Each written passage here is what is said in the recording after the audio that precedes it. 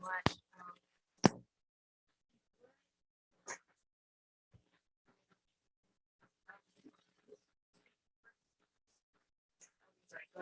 All right.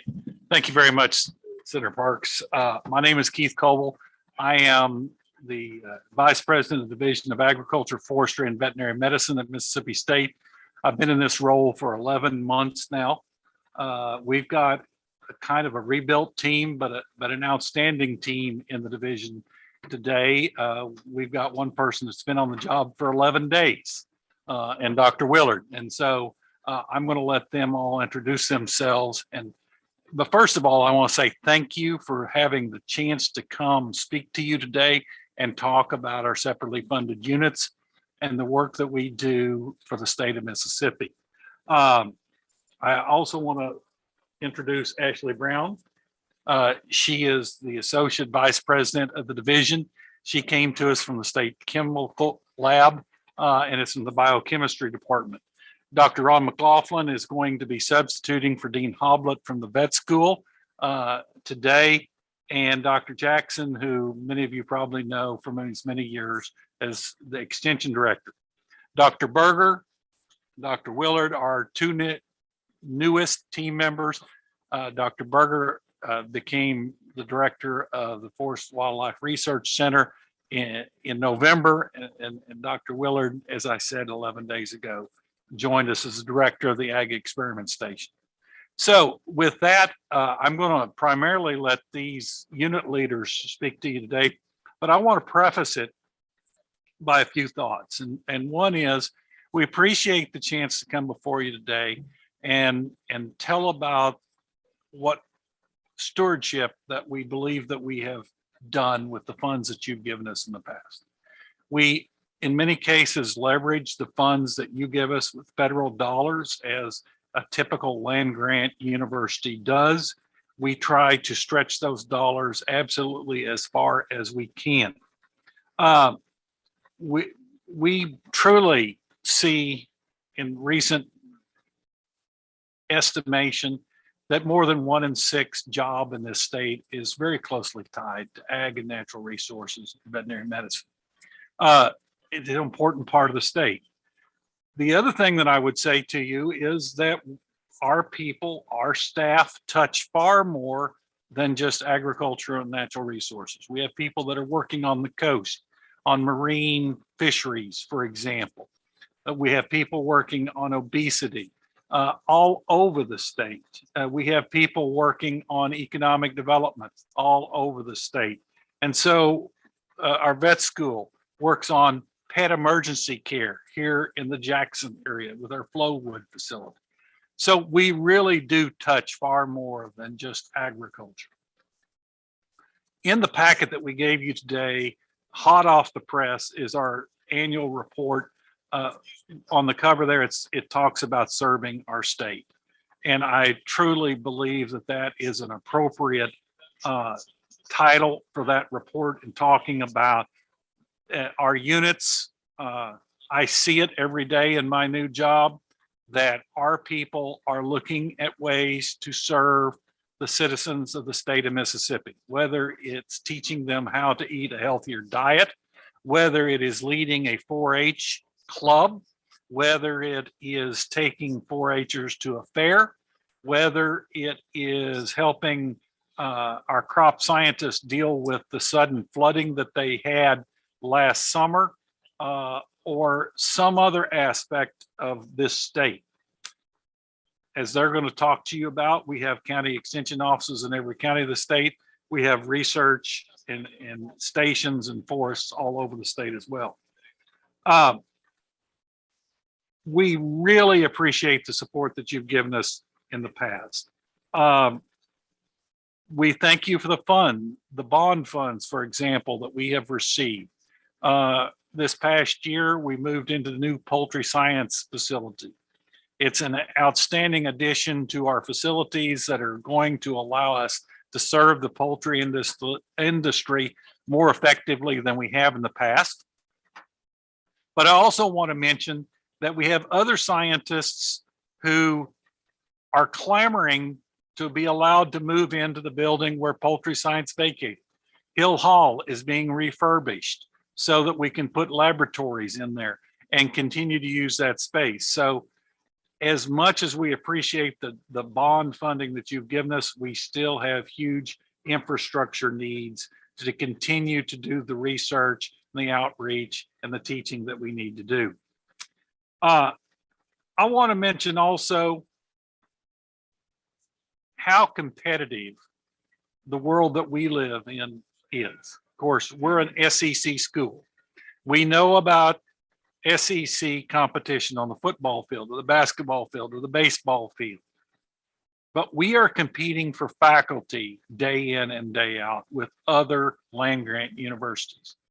About a month after I took my position, I signed 3 letters of counteroffer in 1 week to try to retain faculty that other schools were trying to steal from us. And let me tell you, it's not very often they come after the weak ones. They come after the very best. And that's a challenge that we face, given that our average salaries are slightly more than 80% of the regional average. And that's a challenge that we have to deal with. The cost of doing our research goes up, the equipment that we must buy to do the research that we need. When I speak of competition, I also want to mention to you that it's a little known fact, but a decade ago, China caught up with the United States in their investment in their own agricultural research. They're our biggest buyer of our soybeans today, but they don't intend to be. China is now spending twice as much as the United States is on agricultural research. That's a competition that we live in. Our timber industries are competing with neighboring states for the opportunity to build sawmills and things like that. Our folks here in the College of Forest Resources have helped bring sawmills to this state that would have been going to another state if it were not for our assistance in convincing those mills to come here. So it's every day it's competition. And our farmers are competing, our scientists are competing, administratively, we are competing with other institutions as well. The bottom line is that as we try to keep up with salaries, in effect, the various units have given me data in the last couple of weeks that confirm that over time we've cannibalized numerous positions. Whether it be a grad student position, whether it be a faculty position, we have been cannibalizing those positions just to play this game of keeping our best faculty. And that's a challenge. And that's why we're coming before you here today to ask you to help us do both raises and add some positions back that we have cannibalized in the past. As we all know, there's inflation in the equipment that we buy as researchers as well. But I think ultimately we have a track record. I moved to Mississippi 24 years ago. I was struck by the way we grew soybeans in this state, how risky, and to be blunt about it, how low yielding the soybeans were in this state. Through the work of our scientists and our extension deliver programs out to people in this state, we now compete with the Midwest on crop yields and riskiness because of irrigation systems that our scientists have helped people to develop. When I moved here, we were still in the process of eliminating the boll weevil. We don't talk about the boll weevil much more, again, because our scientists helped do that. With that, I will turn it over to our unit directors for their presentations, unless you have questions for me. Okay, Dr. Berger.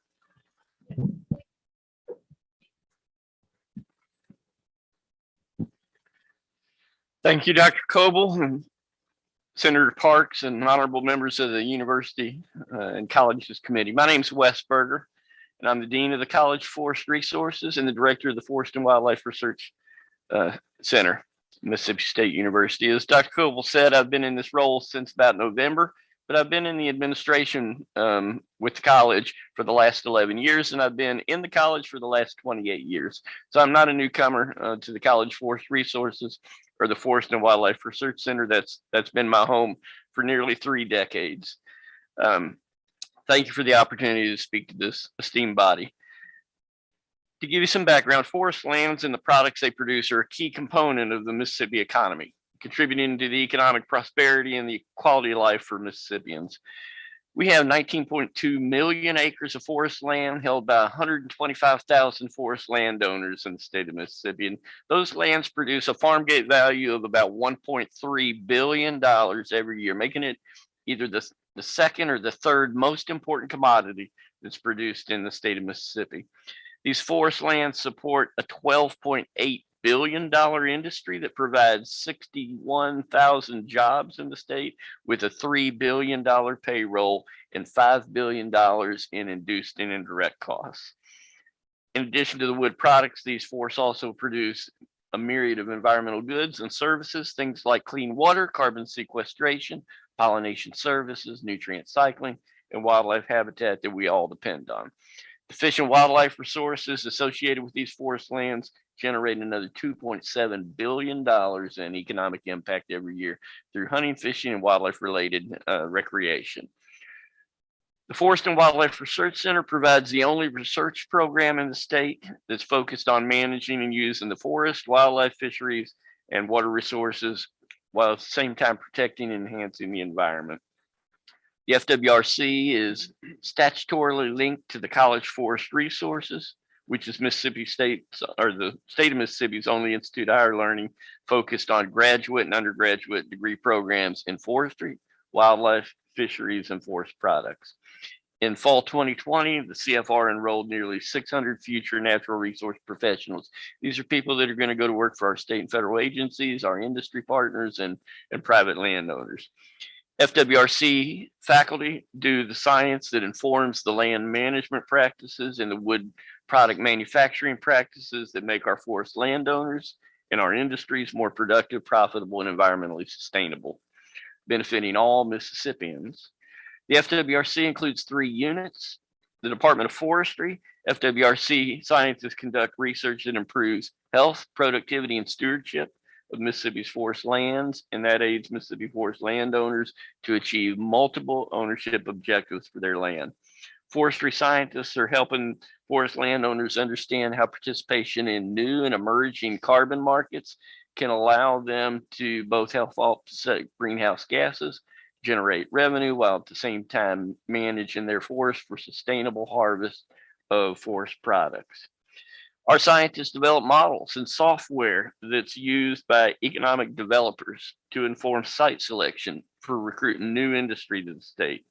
Some examples include the new Mission Forest Products Mill that's almost completed in Corinth, the new Enviva pellet mill in George County, the expansion of the Vicksburg Forest Product Mill, and others that are bringing new jobs to the state. FWRC scientists in our Department of Sustainable Bioproducts are working to improve economic returns to forest landowners by finding better ways to value each piece of timber through non-destructive testing, enhanced durability, and developing new uses for new engineered products like cross-laminated timber building materials. Our scientists work on design and timbered bridges, provide reliable and cost-effective engineered solutions for more than 300 bridge closures on rural roads that require high load but low volume traffic. As indicated by the ongoing impacts that we're all experiencing from COVID, everybody on the planet now understands that diseases and wildlife populations have consequences for human health. We all understand that now. Emerging wildlife diseases such as avian influenza, chronic wasting diseases, and coronaviruses threaten wildlife populations, recreation, and local communities, as well as human health. Our FWRC scientists in the Department of Wildlife, Fisheries, and Parks, or Wildlife, Fisheries, and Aquaculture, are working in collaboration with state and federal partners on a surveillance and diagnostic program to track and mitigate emerging chronic wasting disease epidemic in white-tailed deer.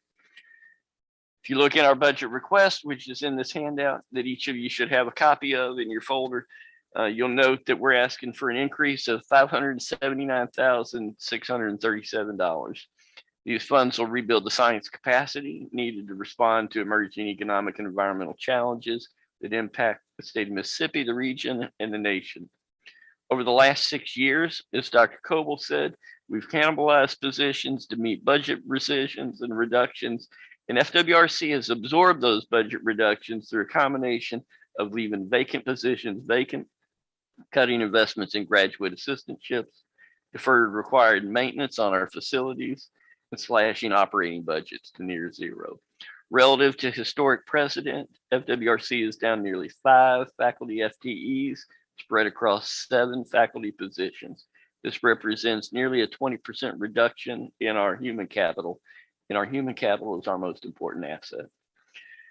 With the requested funding, FWRC will fill vacant faculty positions in critical areas that include forest health, forest resource economics, urban and community forestry, forest product manufacturing, mass timber design and engineered construction, emerging wildlife diseases, and coastal ecology and conservation. We'll invest in maintenance and modernization of our infrastructure, which includes 50 buildings totaling more than 200,000 square feet, preventing compounding costs of deferred maintenance. We'll enhance salaries, the market values, to attract and retain the world-class faculty that are in the college. And we'll fill graduate assistantships to produce the future natural resource professionals and promote the growth and development of Mississippi natural resource-based economy. State appropriated funding is critically important to the success of the FWRC. State funding accounts for about 35% of FWRC total research expenditures, and it provides the capacity to do the important work we do on behalf of our stakeholders. State funding also provides the required non-federal match for the federal capacity funds that comprise part of the salaries of every one of our faculty. So we receive NIFA capacity funds, but we have to match those with state dollars. FWRC is a great investment for the taxpayers of Mississippi. For every dollar of state funding invested by the legislature, FWRC faculty leverage that investment with $1.43 in extramural funds that they're able to secure. State funding provides the capacity, and then we leverage that capacity in extramural funds. Few state agencies can claim that kind of return on investment for the people of Mississippi. We're a small agency, but we have big performance. We're requesting 9.9% increase, and that amounts to just $579,000, but that'd make a big outcome or a big impact on our outcomes. As I previously noted, FWRC would take that $579,000 and turn that into $1.4 million at work for the people of Mississippi by leveraging those funds against extramural funds. In closing, I want to thank you for the opportunity to visit with this Senate Universities and Colleges Committee. I want to thank you for your service to the citizens of Mississippi. You have an important responsibility in your work to ensure exemplary stewardship of taxpayer funds, which have been entrusted to your care. We believe that we provide that kind of exemplary stewardship. I hope you'll agree with me that the work we do in the FWRC is important, it's relevant, it's impactful, and it contributes to the prosperity and well-being of the citizens of our state. Investment is requested would empower FWRC to achieve even greater outcomes for these stakeholders. Thank you for the opportunity to provide this testimony.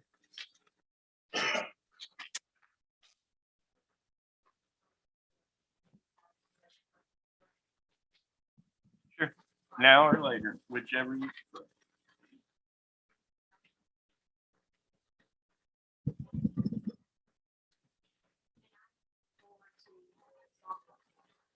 Excellent. We are too. It's coming online just within weeks or a month, but it'll be very soon. Right. Good afternoon. My name is Scott Willard. I'm the newly appointed director for the Mississippi Agriculture and Forestry Experiment Station, and I'm the dean of the College of Agriculture and Life Sciences at Mississippi State University. Well, I've been at Mississippi State University for 22 years. As Dr. Coble indicated, this is my 11th day on the job as the director and dean. And I'm grateful for this opportunity to serve the university and our state in this capacity. I also want to thank you for this opportunity to provide testimony today. And while I'll focus specifically on the needs and the opportunity of the Mississippi Agriculture and Forestry Experiment Station, I'll also provide a snapshot of the college as it relates to research for which the Mississippi Agriculture and Forestry Experiment Station is its, and quite frankly, is the state's agricultural research arm. All of you, of course, are well aware of the impact of agriculture in Mississippi on our economy and the interconnectedness of Mississippi agriculture and these natural resources on our communities and many of our citizens' ways of life. With over 35,000 farms operating on over 10 million acres, with an over $8 billion farm gate value, and almost 20% of Mississippi's workforce tied directly or indirectly to agriculture, supporting our farmers, our growers, our ranchers, our producers, and our allied agricultural industries is paramount to Mississippi. I mentioned a moment ago about the Mississippi Agriculture and Forestry Experiment Station being one of the principal agricultural research arms of the state. And as you are aware, you're probably aware of the reach we have that touches many of your regions. Emanating from the Mississippi State University campus, we have our stations at the Mississippi Delta in North Mississippi, Central Mississippi, a research station near here, and also at the coast. These centers further support more than 12 satellite branch stations where regionally relevant research occurs throughout the state.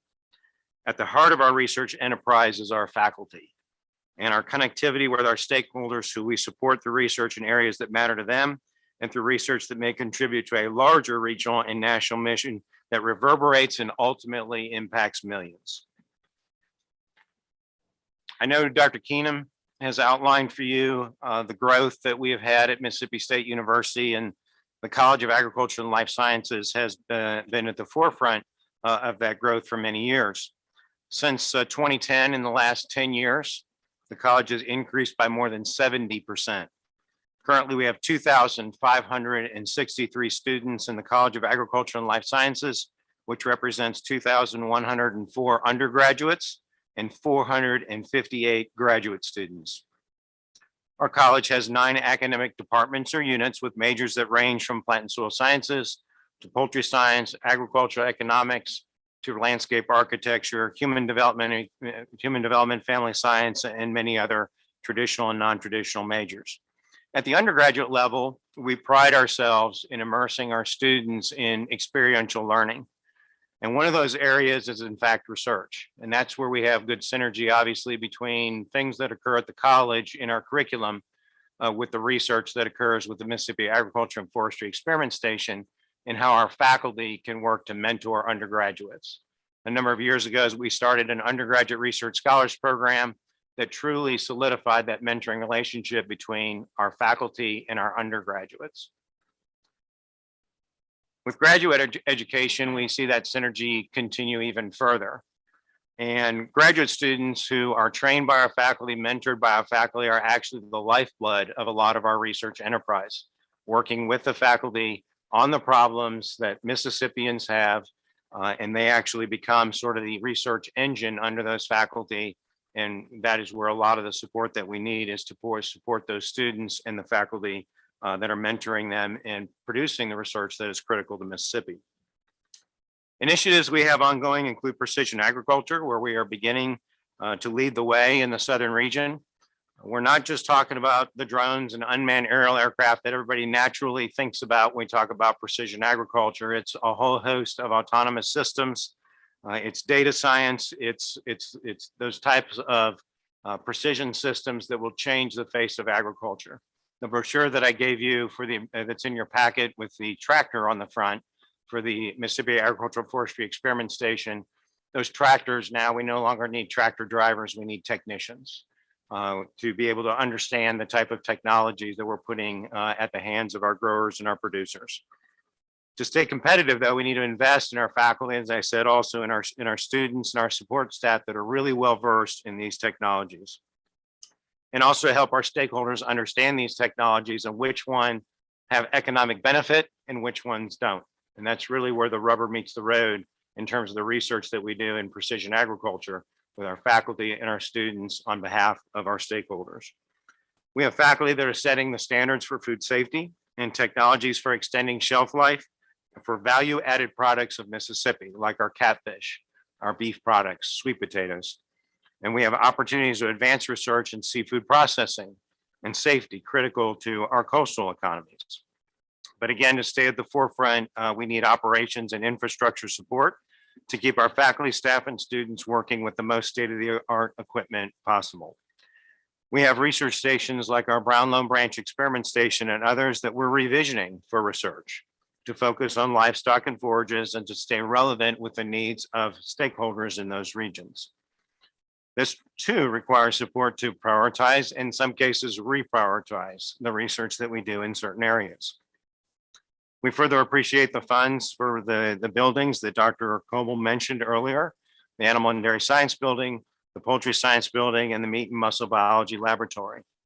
This has been greatly helped us expand our capacity and our resources for our animal industry and our faculty that are doing that research. But again, this also requires operating to maximize those funds and their resources to their full potential. And as many of you probably know, we have one of the most well-respected and envied teams of faculty in the nation working on our row crops in cotton, corn, soybeans, rice, and other commodities. These are teams of our MAPHIS researchers, along with our extension colleagues, faculty, and the USDA Ag Research Service working together on issues that impact our growers directly. These are entomologists, they're plant pathologists, they're soil scientists, they're water and irrigation specialists, and they're economists that are working together to solve problems for Mississippians through research. However, just like our stakeholders, and Dr. Coble mentioned this as well, the cost of production has gone up, and in some cases exponentially, including feed, fertilizer, and other inputs. And our production enterprises and research are really no different. And in fact, we try to mirror what is occurring with our producers in the state in order to have regionally relevant research on our Mississippi lands. And so operating funds are needed to keep pace with these costs as well. These are items highlighted in our budget request for the Ag Experiment Station and in the other materials that are provided in your packet, and our commitment to be good stewards of these funds so that we can leverage them in the best way possible for our state to remain an agricultural powerhouse in the southern region and the nation. We generate almost $90 million in federally financed research and development expenditures in agriculture alone, and over 106 million collectively if you include agriculture and natural resources, which is a testament to the leveraging of the state appropriations to our agricultural research and our budgets that we then bring back into Mississippi. Being ranked in the top 15 in agriculture research shows that Mississippi State University, our state, and the experiment station is competing with the best of them. Again, this is due to our research intensive faculty and the leveraging of our Mississippi resources that you provide. The budget request for the Mississippi Agricultural and Forestry Experiment Station represents a request of an increase of approximately $2.2 million in general fund support in addition to the state support special funds, which equates to a 9.9% increase from $23 million to $25.3 million. The state appropriated funding you provide is vitally important to the research capabilities of the Agricultural Experiment Station to serve our state and garner resources that we bring into our state, both in human capital and outside funding. State funding also provides the required non-federal match for the federal capacity funds that comprise part of our salaries and our operating as well.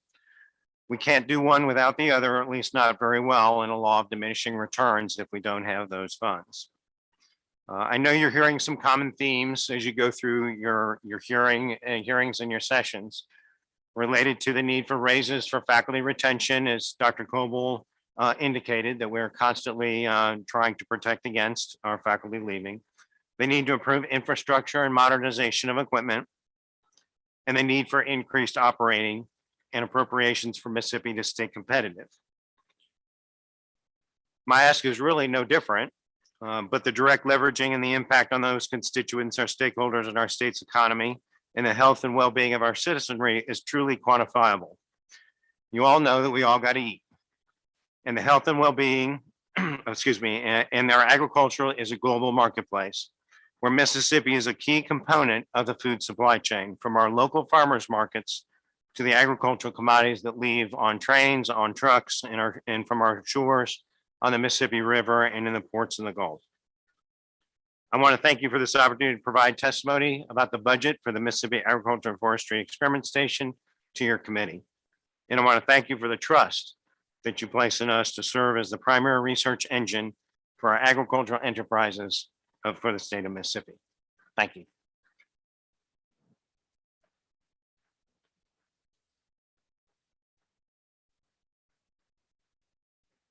Yes.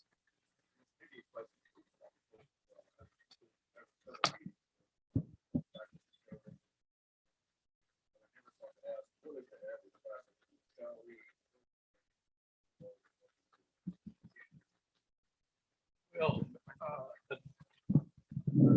the data that we've been given most recently compares to the region, the Southeast region, and we're at 81%. That's university-wide. I think that my best guess is that that's pretty accurate as you dig down into our units as well. I think the other thing that I'll mention is that different disciplines have different salaries. To get an ag engineer is more expensive than some other disciplines. And so we don't necessarily pay the same for every different discipline. Veterinary, the faculty in the vet school are pretty expensive, for example, because, and increasingly the challenge in that case, and Ron can speak for this, is the private sector. Salaries for veterinarians are going up pretty dramatically right now. And then their challenge is not so much other vet schools stealing their faculty, but that trying to entice them to leave the private sector or not go into the private sector. And Ron can speak to that. So the answer varies quite a bit, but we also, we have cut to the bare bones many of our units in terms of being able to do the things that we need to do. We've got a new leadership team here that's ready to do some great things. And what we're looking to do is give some faculty raises and also give them the support, the equipment, and hire some key new faculty that are going to let us deal with the things that Scott was just talking about. Data science. When I was an undergrad in 1982, who would have dreamed that agriculture would be involved in data science? But we are. The study of the kind of technology we're all concerned about coronaviruses. We've got scientists working on similar but different type of things. It's a very exciting time in our fields, but it's again, there are a lot of opportunities out there, but it's going to take the people and the resources to do that.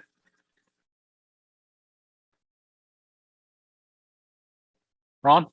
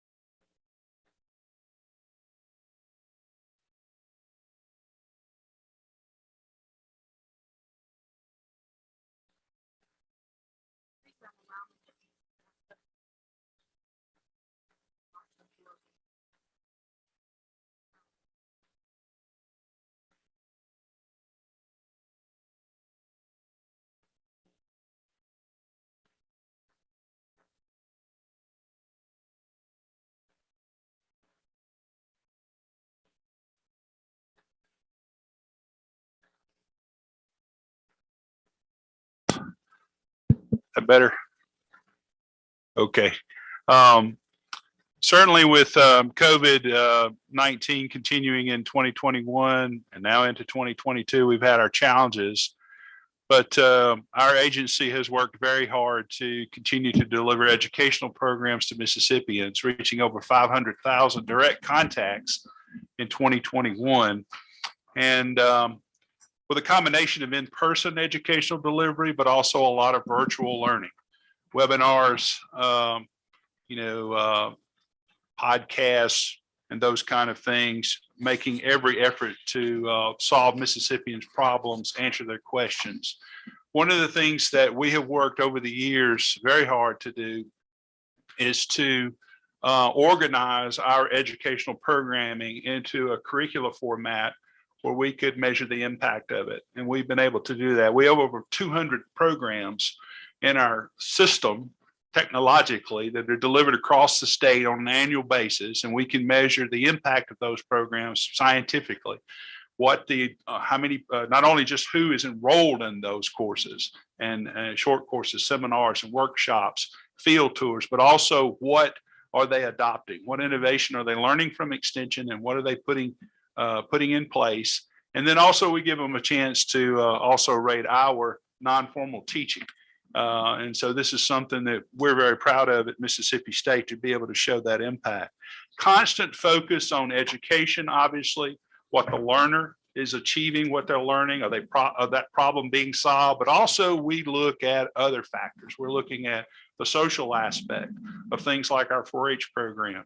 We look at also the economic impact, obviously, of some, say, our agriculture programs, and certainly environmental. So for example, our extension irrigation work in the Mississippi Delta, just using moisture sensors and how much a difference that's made, not only economically, but environmentally in the state of Mississippi, has been huge. And so these are all scientific impact points that we have in our database system. So you know that what you're investing in, that we're trying to track that and make sure that it goes to solve the right problems. Obviously, our focal point is agriculture and natural resources. That's why we are very proud to be a part of the Ag Division, but also, as Dr. Coble mentioned in his opening comments, Extension expands beyond that in terms of outreach and engagement into community development, local government. We certify tax assessors, city clerks. We do supervisor staff development, science teachers staff development.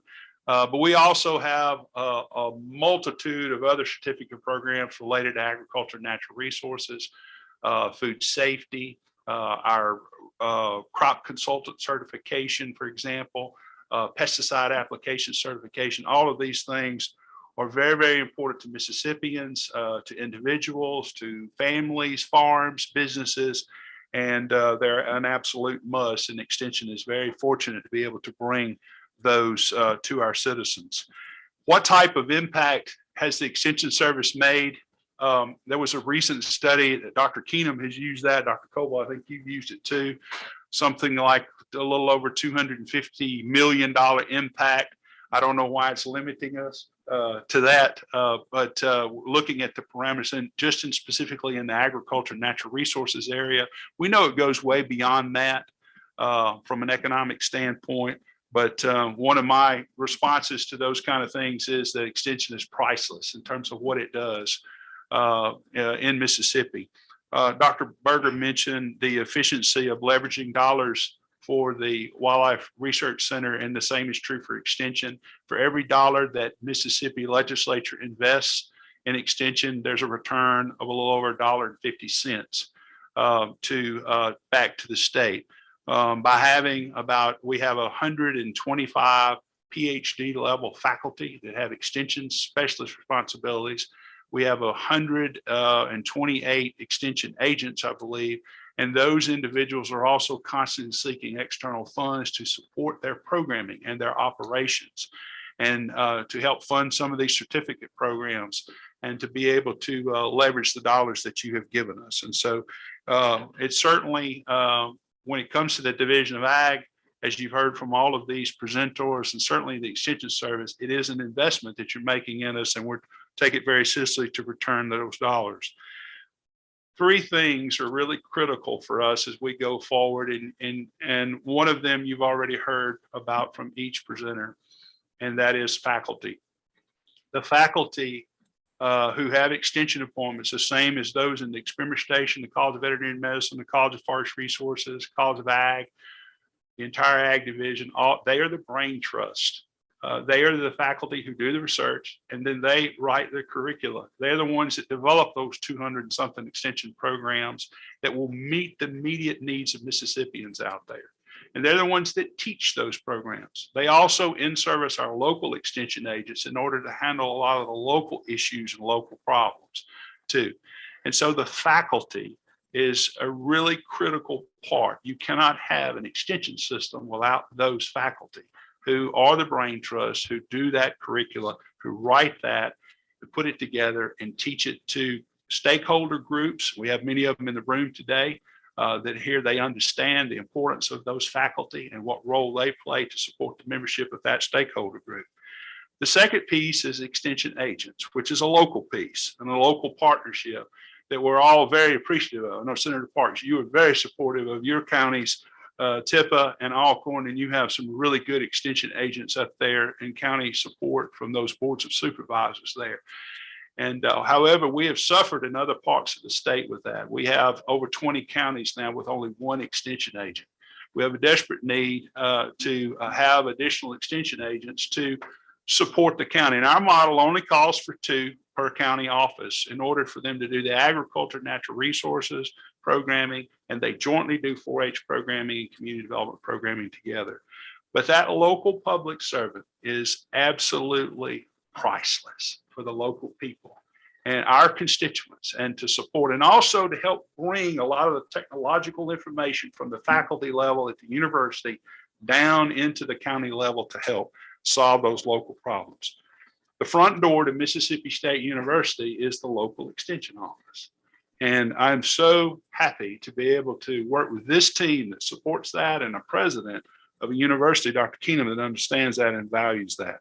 The third piece is obviously technology, and it's been mentioned here today too. Technology is very expensive, and it's moving, as they say in Star Wars, warp speed, right? And we need scientists, we need specialists and extension agents who can help with this technology advancement. There's a ton of data. There's data out there. Everybody has data. John Deere has data. Case IH has data. Extension Service has data.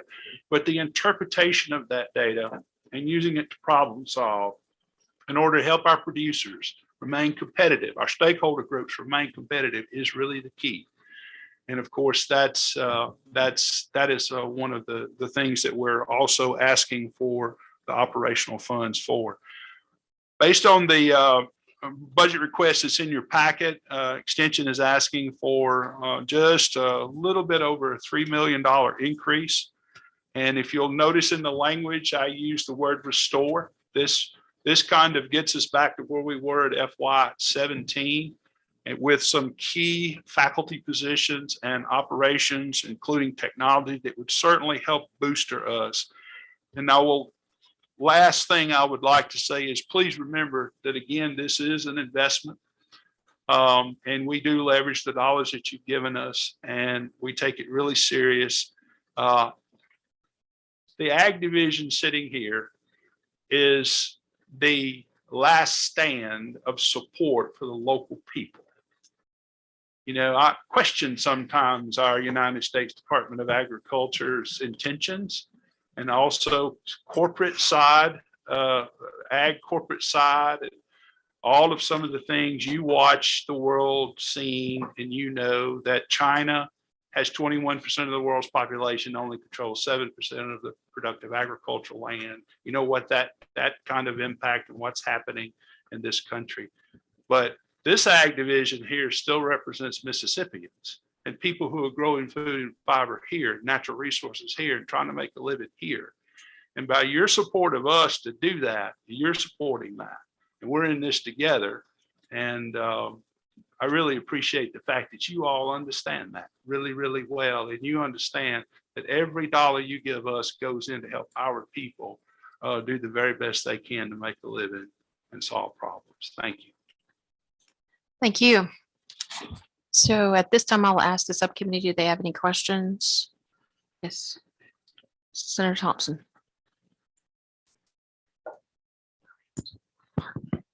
Sorry, Senator Williams. It's quite all right. Brain was elsewhere. Gentlemen, thank y'all for being here today. A lot of information is. I've got a couple of questions maybe to deal with the salaries and the tax. We're at 81% of the state of the region. The requests in the budget will take us to what percent? That's the number. Let's start. We haven't nailed that down. It's a significant request. We know it.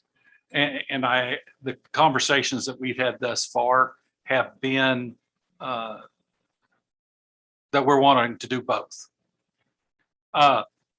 One of the things that we have to be very cognizant of is that the IHL request will come through.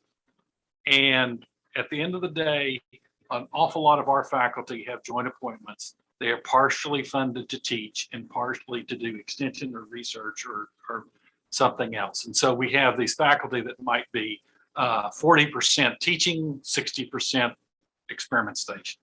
At the end of the day, it's just good policy that we have always tried to make sure that if the teaching faculty get a 3% pay raise, our units have to do exactly the same, so that faculty member who has a mixed point.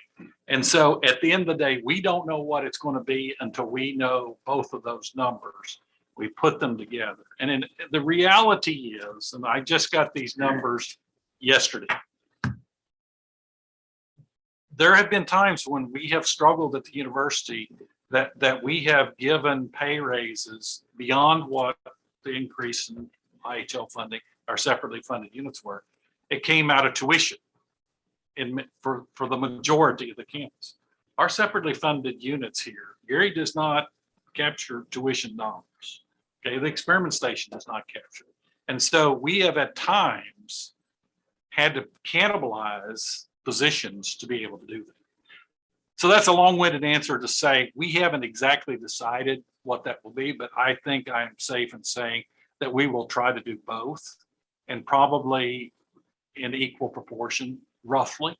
I don't know, Lee, have you heard anything different? But what we do know is that it's time for us to restore some things that we've let slide. Sure. What I'm hearing is we're 81% of the regional average. We've got a lot of intellectual property liens because of that. Yes. And we can make the assumption 100% makes that whole. Does it not? I guess the question I'm driving at. Y'all know me. I like absolutes. I don't know if they're making absolute answers. I'm going to ask you. Okay. I mean, it's 92% the magic number that we don't have the leads that we have. I know there's not an answer to this question, but if there's a study or a conversation about that, because we sit here and we say 5% on the top of it, this is 86, then we still decline and all that, or Senator, that's a really good question, and I'm not trying to avoid it, but it is complicated because when you look at our faculty, in general, we are closer to the regional average on starting faculties, but over time, the gap widens. So when we start looking at trying to catch up with the regional average, are we going to make our senior faculty closer to the average? Are we going to invest it in young faculty? And the answer will probably be somewhat different depending on which department or which unit we're looking at. because they may be in a different place and time. For our extension agents, that's a little different market. And so it's probably not going to be one answer for all of our units. I'm sure it is, as a very small business owner, we've had to do that adapting as well. Specifically, we've got to look at the situation. It's just trying to project and understand where we're headed with this. I know. Yeah. You can't get it. I will tell you where I think we're at philosophically, and that is it will be our best scientists that the other schools come after. I mean, it's a rare day when somebody comes after a weak scientist. And so philosophically, I think we're going to try to make sure that we go after retaining our very best, because they're the ones that are our future, and they're the ones that are serving our clientele the best. Thank you. Wes, you want to add on? I think I can provide a specific example that helps illustrate some of the things that Dr. Keith was, or Coble was describing. So last year, we got about a 3% increase from the legislature, and we were super appreciative of that. It included a 1.5% raise, and then it included money for the health care, which increases every year based on our payroll. And then there was a little bit of R&R type money that was part of that. And so we had the opportunity to give 2.5% raises across the university, across IHL, and that's what we did. But we only had 1.5% raised money. And so that additional 1% came out of our operating budget. We took that from lap salary positions that happened to be vacant at that time that we weren't able to refill, didn't have the money to fill. And so when we have budget cuts or mid-year rescissions, we take those typically with laps. And that's why I was saying in our case, 6 years ago, we had about 18% more FTEs in FWRC than we do now. And because we've taken those laps over time, we're not going to be able to move from 81% to 100%. It's just not possible. But our faculty are at Mississippi State because they want to be there. We just want them to know that they're valued. And when UGA and Auburn and University of Missouri and Iowa State come in search of our faculty, we want them to know that we value them. We're going to do everything we can to keep them. And very often they stay even in spite of better salary offers at other institutions, because this is the place they want to be. So that's chasing a moving target. And we're probably not going to, in 1 year, 2 years, 3 years, hit that. But our goal is to make our salaries competitive with our peer institutions. And I agree with all of that. I want to add that it's really at the associate and full professor level where we really lose, because we're so competitive on the assistant professor level. And so we get, and Reed, you're familiar with one that just left to go to the University of Tennessee, the seasoned veteran full professor. That's where we are really hurt. It's in that 81% falling behind at the associate full level. Not being able to keep up. And industry is also getting, it's not just here at the university. Our rice specialists this year went to industry. And we've been touching financially. And to Gary's point, I will add, that is a challenge because we invest in these young scientists. We send them to training. We buy them equipment. And we spend a lot of money per scientist when we hire a new faculty member. And to be honest, when we put 6 years of investment in somebody and then another school comes along and snaps them away from us, we've lost that investment. And that's why I think it's all of us sitting at this end of the table are very focused on trying. We'll never stop all of them leaving. Some family, other circumstances, but I do think we want to be able to make the kind of keep them here and keep them till they're a full professor and keep them till they retire. And that's what top tier schools do, and that's the way we want to function.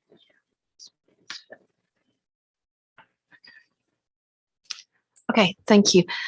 Any other questions from the committee? Okay. Well, thank you all very much for taking the time out of your day Thank you. to come and spend some time educating us.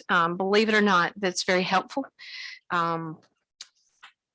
You know, it's a big task. A lot of our universities that we're looking at these budgets, and so the information packet that you put together is very helpful as well, and that will help us move forward as we're making our decisions. But we recognize that every university is challenged today with their salaries. All the institutions are challenged with that, and as we all know, that inflation continues to rise. So that does make it even more challenging and holding our professionals in our schools. So again, thank you for the opportunity. Thank you all. It's been a very tough 2 years with COVID. So again, I thank you for putting forth the extra effort and getting our students back in the classrooms, back in the clinics where they need to be, and practicing, because we do want to turn out the best of the best. And if they're not getting that experience, then it's the opportunity they don't have to, they're not going to be our best. So again, thank you for that. Thank you again for coming today. And as we adjourn today, I ask Senator DeBar for a rise and report. Thank you. Thank you all for coming today.